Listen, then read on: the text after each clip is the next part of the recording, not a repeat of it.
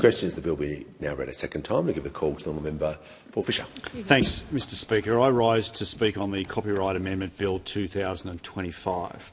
This is a largely technical bill, the product of several years of consultation, roundtables and review work undertaken by the government in 2023. It's also been the subject of examination by the Senate Legal and Constitutional Affairs Legislation Committee.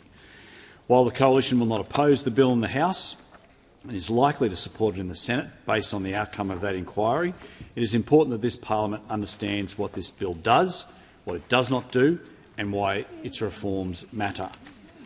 Copyright is not an abstract legal concept.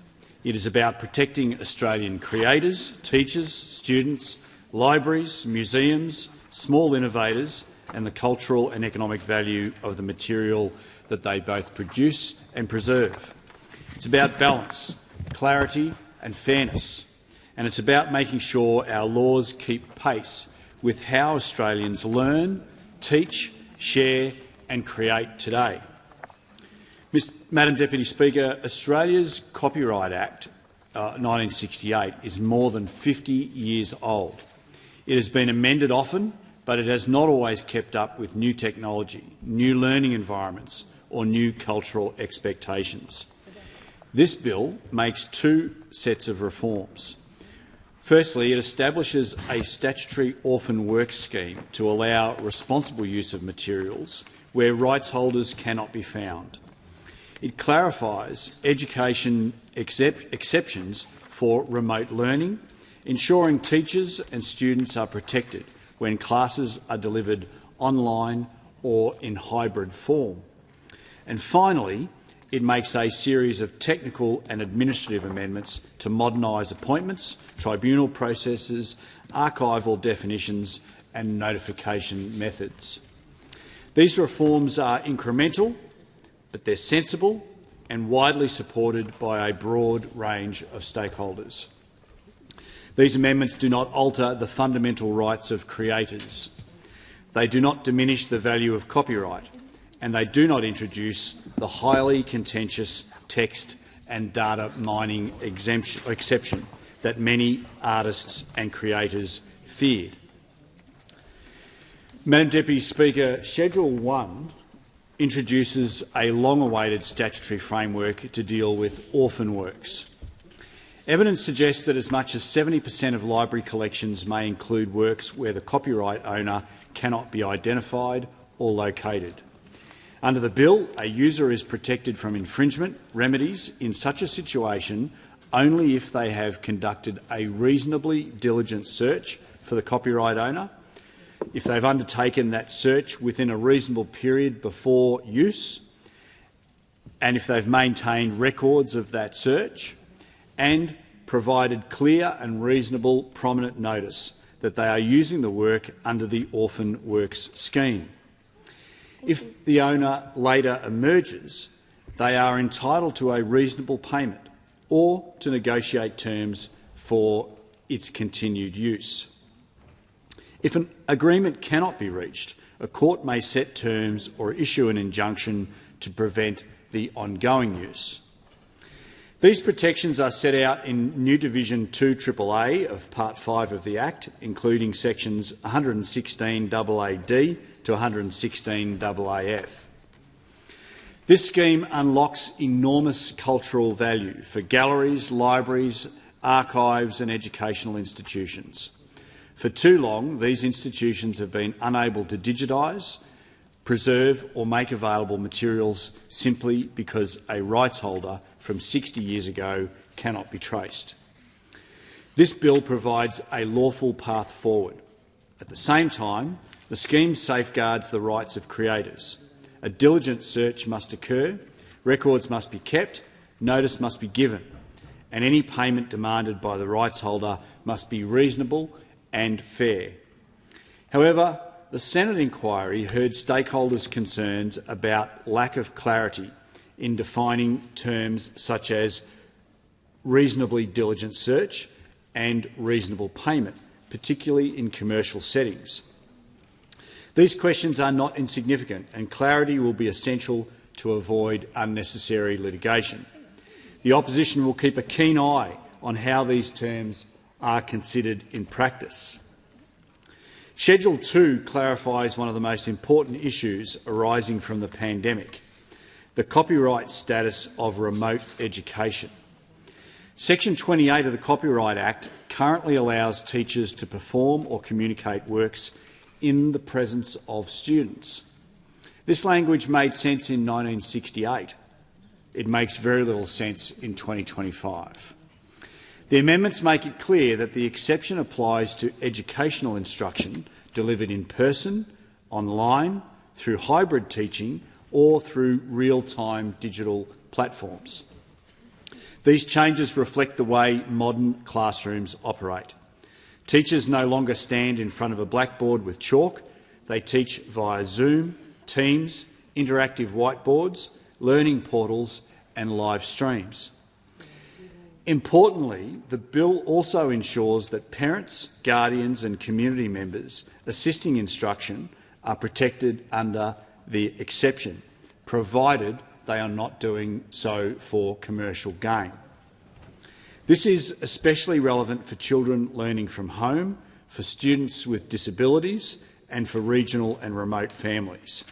However, Madam Deputy Speaker, the exception is not intended to apply to delayed viewing of pre-recorded classes.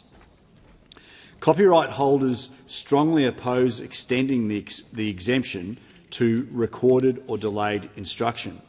This issue was explored further by the Senate inquiry and remains a pressing concern. In their additional comments, Coalition senators noted the need to balance copyright holders' rights with the needs of regional, remote and special needs educators. The opposition will continue to monitor whether the contemporaneous instruction requirement strikes the right balance between providing educational access and protecting creators' rights. Schedule 3 is largely housekeeping, but it matters for the clarity of the law. The bill modernises appointment processes for the Copyright Tribunal, shifting some functions from the Governor-General to the Minister or the Federal Court CEO. It updates the definition of archives to align with current state and territory archival bodies. It replaces outdated references to the Gazette with modern notifiable instruments and clarifies the interaction between Crown copyright and Part 7 of the Act. None of these measures are controversial. They streamline administration and they remove redundant provisions. Madam Deputy Speaker, it is also important to be very clear about what this bill does not do. The orphan work scheme cannot be used to justify large-scale AI training on copyrighted material. The explanatory memorandum itself acknowledges that this would be impractical and inconsistent with the requirement for an individual diligent search for each work used. The Attorney-General ruled out a text and data mining exception in October 2024, and the Coalition strongly supports that position and, in fact, has been calling for such since the beginning of 2024. And I should give a shout-out to my predecessor, the former Shadow Attorney-General, a member for Barara, in his good work in that space. Australian creators must not have their work scraped, copied or monetised by AI companies without permission and fair payment. This bill does not alter that principle in any way. Most stakeholders support the bill, Madam Deputy Speaker, but several have raised concerns that the reforms are too incremental. The education sector welcomes the remote learning clarity but argues further reforms are needed. Independent and Catholic schools have called for broader fair dealing exceptions and a modernised approach to digital content, technology and AI. The copyright and publishing sector largely supports the orphan work scheme but wants clearer guidance on diligence requirements so small institutions are not exposed to risk or inconsistency. These concerns are precisely why the opposition supported the Senate inquiry process. The Senate inquiry, which reported on the 19th of December last year, allowed stakeholders to provide detailed evidence regarding these concerns. Ultimately, the committee recommended that the bill be passed as drafted, reflecting the position of most stakeholders. Coalition senators supported the bill, noting it aligns with long-standing coalition support for modern copyright laws that balance access with protection for creators. In its additional comments, the Coalition noted it would continue to monitor stakeholder issues throughout the bill's implementation. This includes concerns that ongoing use in exchange for court-determined compensation could weaken deterrence or bargaining power if not carefully managed. Also, the need for clearer guidance on reasonably diligent search and compliance burdens for businesses, and as mentioned, the issues around recorded lessons, particularly for regional, remote and special needs education. Madam Deputy Speaker, copyright laws must support Australian creators, protect the value of their work and encourage innovation and learning. This bill broadly achieves those aims. The bill is measured and responsible. We will not oppose the bill in the House. We are very likely to support the bill in the Senate based on the findings of the Senate inquiry. We will continue to push for clarity around key terms, including reasonably diligent search and reasonable payment. And we will continue to defend the rights of Australian creators against any attempt to open the door to unauthorised AI training. Madam Deputy Speaker, these reforms are practical, incremental and beneficial. They do not alter the fundamentals of copyright. They do not diminish creators' rights, and they deliver long-sought clarity for teachers, students and cultural institutions. This is an uncontroversial bill, but it is an important one. It modernises our law in sensible ways. It supports the responsible use of cultural materials. It clarifies educational practice for the digital age, and it updates long outdated administrative processes.